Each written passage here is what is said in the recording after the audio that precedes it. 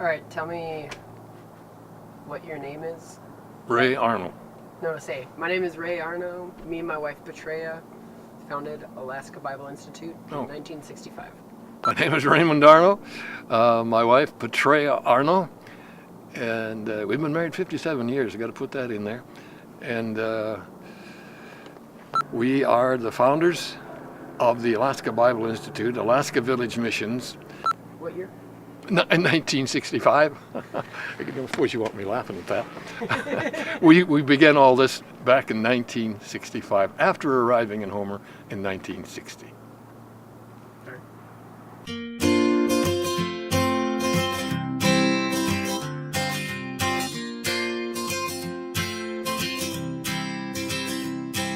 And it all began, with me at least, in St. Paul, Minnesota, attending the St. Paul Bible Institute. While there, God called me into ministry, and to Alaska in particular, to minister.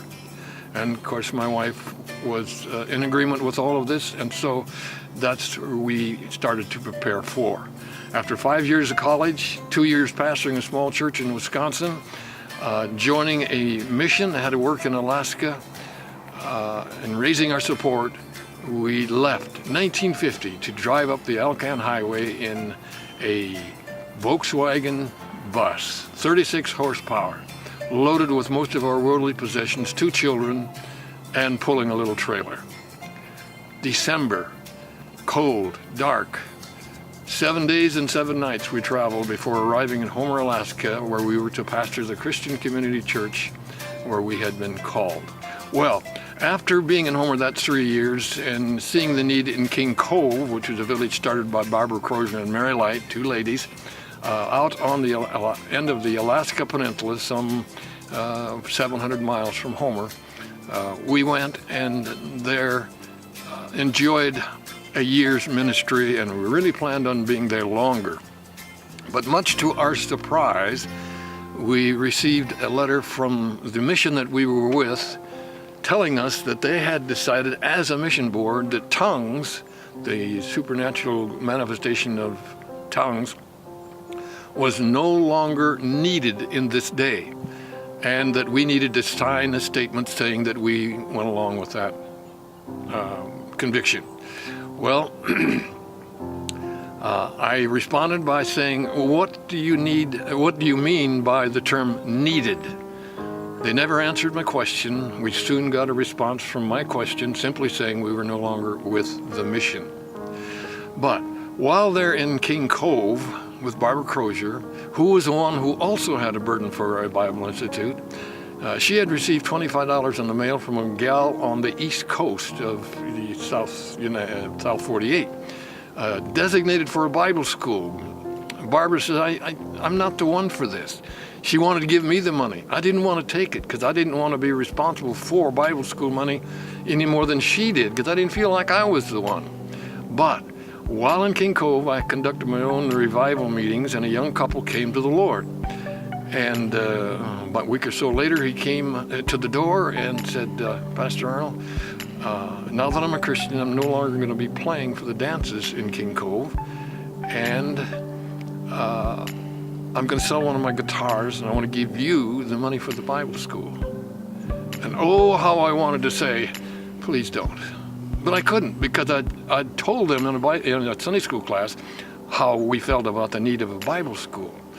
And so I couldn't do anything but take it. So I had $175 for a Bible school in Alaska, a place that I didn't want to be a part of, or not. I wanted to be a part of it, but not to start it myself. I just didn't feel qualified. After 1 year, we left, went back to Homer, the only place we knew where to go. We had no place to live. We had very limited support now, not much of it because of all of that. No place to live, no ministry, no money.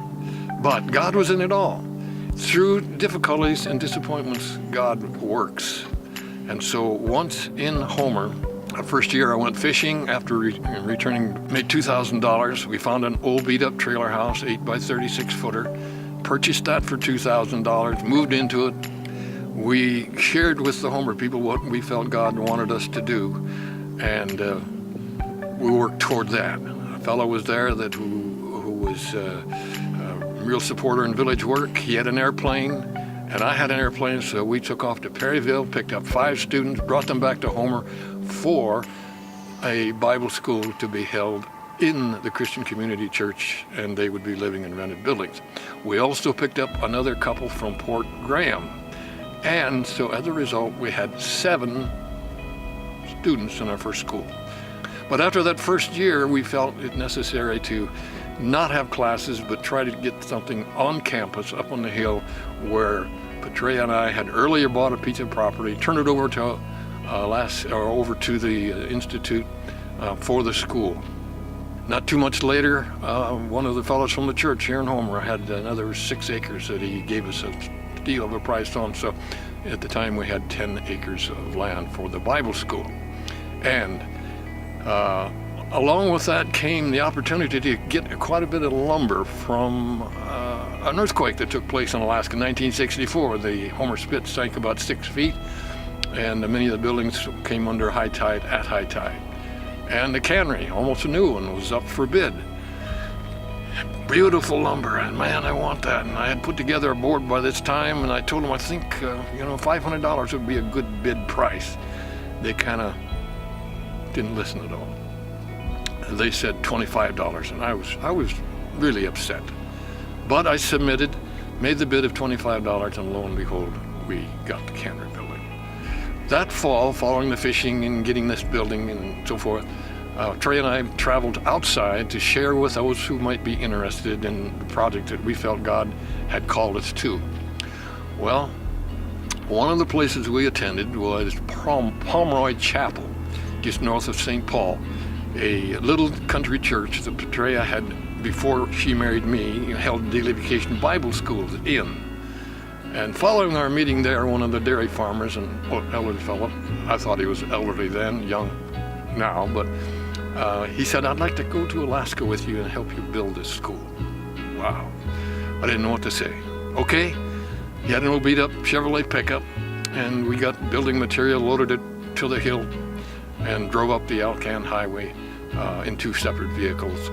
And with his help, we started the first duplex on campus with lumber from the cannery and other buildings that I was able to obtain in Homer. Following that, from that cannery lumber, we got another duplex built to start a Bible school with no money, not even a place to live, and having a conviction against borrowing any money. God was doing things, and so we continued from then and had class every year since. And a lot of things happened that we didn't understand, but God was in it.